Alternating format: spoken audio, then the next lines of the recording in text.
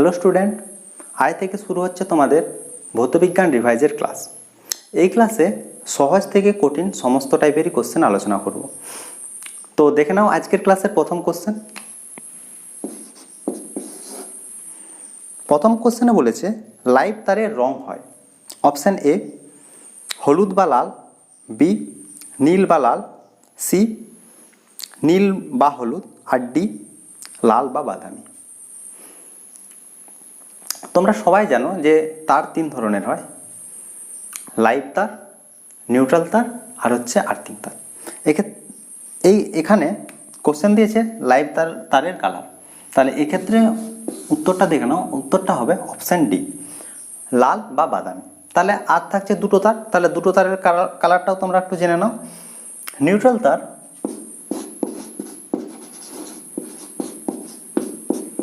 নিউট্রালের colour হয় কি কালো বা নীল, কালো বা নীল। আর হচ্ছে আর্থ তারের কালার হয় হলুদ বা সবুজ। ঠিক আছে, তাহলে তিনটে যে তার হয় সেই তিনটে তারের যে কালার হয় সেই কালারগুলো তোমরা আশা করি বুঝতে পেরেছো। এরপর দুয়ের দাগের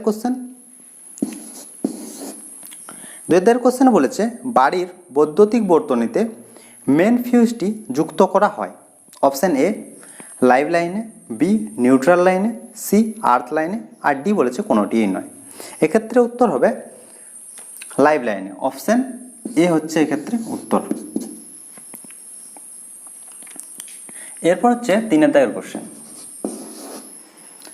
কোশ্চেনে বলেছে ডুলারুমিনে কোন ধাতুটি থাকে না।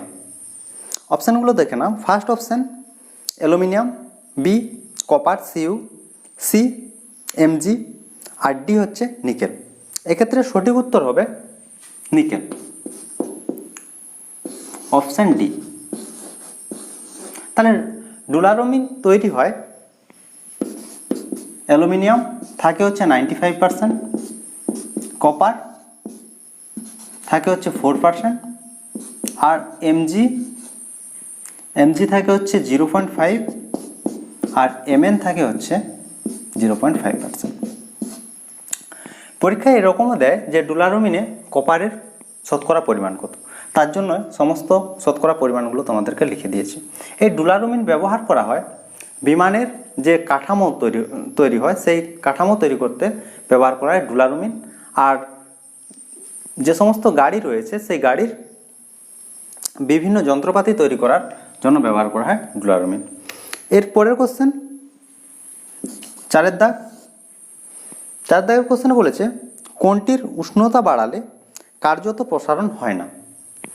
আমরা জানি উষ্ণতা বৃদ্ধি করলে প্রসারণ ঘটে, ঠিক আছে। এখানে বলেছে যে উষ্ণতা বাড়লে কোনটির প্রসারণ হয় না। অপশানগুলো দেখে নাও। ফার্স্ট অপশান লোহা, বিতে বলেছে নিকেল, সি হচ্ছে তামা, আর ডিতে বলেছে ইনভার। এক্ষেত্রে সঠিক উত্তর হবে অপশান ডি, অপশান ডি হচ্ছে ইনভার। ইনভার তৈরি হয়, ইনভার হচ্ছে সংকর ধাতু এফি থাকে হচ্ছে 64% প্লাস নিকেল থাকে হচ্ছে 36%। তাহলে ইনভার তৈরি হয় লোহা আর নিকেল নিয়ে।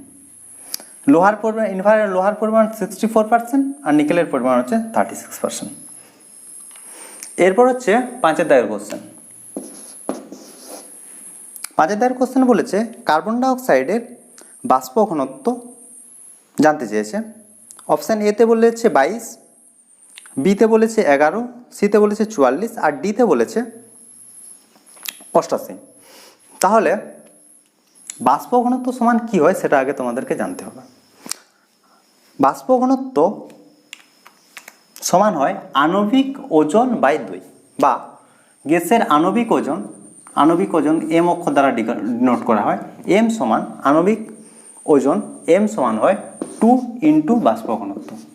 ঠিক আছে, তাহলে এখানে বলেছে বাষ্প ঘনত্ব, তাহলে বাষ্প ঘনত্ব সমান কত ডি সমান m/2। এম হচ্ছে কত? আণবিক ওজন। এবার বলেছে কি কার্বন ডাইঅক্সাইড আণবিক ওজন। তাহলে কার্বন ডাইঅক্সাইডের আণবিক ওজন কত হবে? কার্বনের হয় 12 আর অক্সিজেনের হয় 16। তাহলে দুটো অক্সিজেন, তাহলে 16 × 2 32।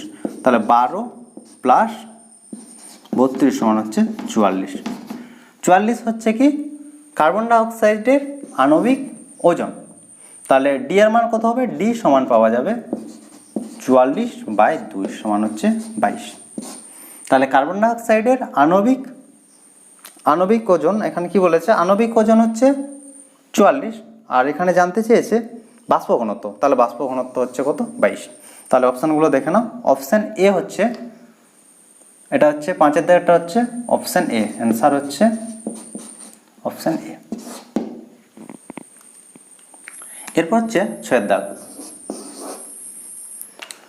6-এর দাগের কোশ্চেনে বলেছে যে অর্ধপরিবাহীর রোধ উষ্ণতা বৃদ্ধির সঙ্গে অপশান এতে বলেছে বৃদ্ধি পায়, বি হ্রাস পায়, সি অপরিবর্তিত থাকে, আর ডি বলেছে কোনোটিই নয়। এক্ষেত্রে উত্তর হবে অপশান বি। অর্ধপরিবাহীর ক্ষেত্রে যদি তাপমাত্রা বৃদ্ধি করা হয় তাহলে রোধের পরিমাণ কমতে থাকে বা হ্রাস পায়। তাহলে উত্তর হচ্ছে অপশান বি। তাহলে এর সঙ্গে তোমাদেরকে জানতে হবে কি যে রোধ কোন কোন বিষয়ের উপর নির্ভর করে। তাহলে আমরা কি জানি? V equal to IR. V equal to IR. তাহলে আর সমান হচ্ছে ভি/আই। তাহলে এখান থেকে আমরা কি বলতে পারবো? যদি আই স্থির থাকে তাহলে আর প্রপোর্শনাল টু ভি, আর যদি ভি স্থির থাকে তাহলে আর প্রপোর্শনাল টু 1/i। ঠিক আছে, এখান থেকে আমরা বলতে পারবো যদি ভি এর মান বৃদ্ধি করা, ভি বলতে বিভব প্রভেদ, বিভব প্রভেদ যদি বাড়ে তাহলে আর এর মান কি বাড়বে। আর এখানে যদি আয়ের মান, আয় বলতে প্রবাহ মাত্রা যদি বাড়ে তাহলে আর এর মান কমবে, আর প্রবাহ মাত্রা যদি কমে তাহলে আর এর মান বাড়বে। এটা হচ্ছে বিভব প্রভেদ আর প্রবাহ মাত্রা থাকলে। আরেকটা আমরা জানি কি যে আর প্রপোর্শনাল টু L/A। এখান থেকে কি বলা যায় যে কোনো পরিবাহীর দৈর্ঘ্য যদি বাড়ানো হয় তাহলে তার রোধটা বাড়ে, আর প্রস্থচ্ছেদের ক্ষেত্রফল যদি বাড়ানো হয় তাহলে রোধ হচ্ছে কমে। প্রস্থচ্ছেদের ক্ষেত্রফল, ধরো এরকম একটা পরিবাহী আছে, ঠিক আছে, এটা হচ্ছে প্রস্থচ্ছেদের ক্ষেত্রফল আর এটা হচ্ছে লেন্থ, এটা হচ্ছে দৈর্ঘ্য, ঠিক আছে, এটা হচ্ছে এ আর হচ্ছে মানে কোশ্চেন হয় যে সরু তারের চেয়ে মোটা তারের রোধ বেশি হয় না কম হয়। তাহলে মোটা বলতে কি তার প্রস্থচ্ছেদের ক্ষেত্রফল বেশি হয়, তাহলে প্রস্থচ্ছেদের ক্ষেত্রফল যদি বেশি হয় তাহলে তার রোধ কম হবে, ঠিক আছে। আর দৈর্ঘ্য যত বাড়বে, এল এর মান যত বাড়বে, রোধের পরিমাণ তত বাড়বে। এরপর হচ্ছে 7-এর দাগের কোশ্চেন। 7-এর দাগের কোশ্চেনে বলেছে বিভব পার্থক্য ভি ও রোধ আর এর সাহায্যে তড়িৎ ক্ষমতার রাশিমালা নির্ণয় করো। অপশানগুলো তোমরা একটু দেখে নাও। আমরা জানি কি তড়িৎ ক্ষমতা পি সমান হচ্ছে W/T, আর এটা ডব্লিউ সমান হচ্ছে কার্য আর টি সমান হচ্ছে সময়, আর ডব্লিউ সমান হয় ভি বিভব ইন্টু আধানের পরিমাণ, হয়েছে। আর কিউ আধানের পরিমাণ সমান কি জানি আমরা?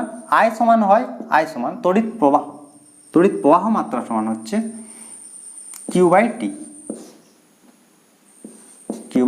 তাহলে কিউ সমান আমরা কি পাবো? কিউ সমান পাবো IT, ঠিক আছে। তাহলে কিউর মানটা এখানে বসিয়ে দিচ্ছি, ভি ইন্টু কিউ সমান পাচ্ছি IT, আর নিচে থাকছে টি ক্যান্সেল হচ্ছে, পড়ে থাকছে ভি ইন্টু আই। আমাদের বের করতে বলেছে পি এর মানটা কি থাকবে? পি এর মানে থাকবে আমাদের ভি থাকবে আর আর থাকবে। তাহলে ভি আর আর দিয়ে আমরা কি সম্পর্ক জানি? ভি আর আর দিয়ে আমরা সম্পর্ক জানি ভি ইকুয়াল টু আই আর। এখান থেকে তাহলে আয়ের মানটা আমরা পেয়ে যাচ্ছি, আই সমান হচ্ছে কত? V/R। বা তাহলে এখানে আমরা লিখতে পারি কি ভি ইন্টু আয়ের জায়গায় লিখছি ভি বাই আর, তাহলে কি পাচ্ছি ভি স্কোয়ার বাই আর। তাহলে তোমরা অপশানটা দেখে নাও, অপশান এ হচ্ছে এখানে অ্যান্সার, অপশান এ। এরপর কোশ্চেন 8 দাগের কোশ্চেন বলেছে জার্মান সিলভারে কোনটি নেই? Option A Cu, B Zn, C nickel আর ডি হচ্ছে এজি। এক্ষেত্রে অ্যান্সার হবে অপশান ডি, জার্মান সিলভারে সিলভার নেই। জার্মান সিলভার তৈরি হয় সিইউ, জেডএন আর নিকেল নিয়ে, হয়েছে। এখানে সিইউর পরিমাণ হচ্ছে সবচেয়ে বেশি থাকে 50%, জেডএনের পরিমাণ থাকে 30% আর 20% থাকে হচ্ছে নিকেল। এরপর হচ্ছে 9 দাগের কোশ্চেন। 9 দাগের কোশ্চেনে বলেছে যে ওলিয়ামের সংকেত হলো, ওলিয়ামের সংকেত হলো H2S2O7। অপশান বি হচ্ছে এক্ষেত্রে সঠিক উত্তর, অপশান বি। তাহলে ওলিয়াম কি কোশ্চেন দেয় যে এক নাম, এটা তো এমসিকিউ, এমসিকিউর বাদেও কোশ্চেন হয় যে ওলিয়াম কি। 98% H2SO4 ও SO3 সোডিয়াম ট্রাইঅক্সাইডের মিশ্রণকে বলা হয় ওলিয়াম বা ধূমায়মান সালফিউরিক অ্যাসিড। তাহলে কি 98% H2SO4 ও সালফার ট্রাইঅক্সাইডের মিশ্রণকে বলা হয় ওলিয়াম বা ধূমায়মান সালফিউরিক অ্যাসিড। তাহলে এক্ষেত্রে উত্তর হচ্ছে অপশান বি। এবার হচ্ছে 10 দাগের কোশ্চেন। 10 দাগের কোশ্চেনে বলেছে ক্যালামাইন প্রদত্ত কোন ধাতুটির আকরিক? ক্যালামাইন হচ্ছে জেডএন এর আকরিক, অপশান সি হচ্ছে অ্যান্সার। এখানে আরেকটা কোশ্চেন হয় এখান থেকে যে ক্যালামাইনের সংকেত কি? ক্যালামাইনের সংকেত হচ্ছে ZnCO3, ক্যালামাইনের সংকেত হচ্ছে ZnCO3। তো এই ছিল আজকের ক্লাসের 10টি কোশ্চেন। আশা করি তোমাদের ক্লাস ভালো লেগেছে। যদি ভালো লেগে থাকে তাহলে অবশ্যই একটু কমেন্ট করবে আর বন্ধুদের সাথে অবশ্যই শেয়ার করবে। তো আজ এই পর্যন্তই, তোমরা সবাই ভালো থেকো, বাই বাই।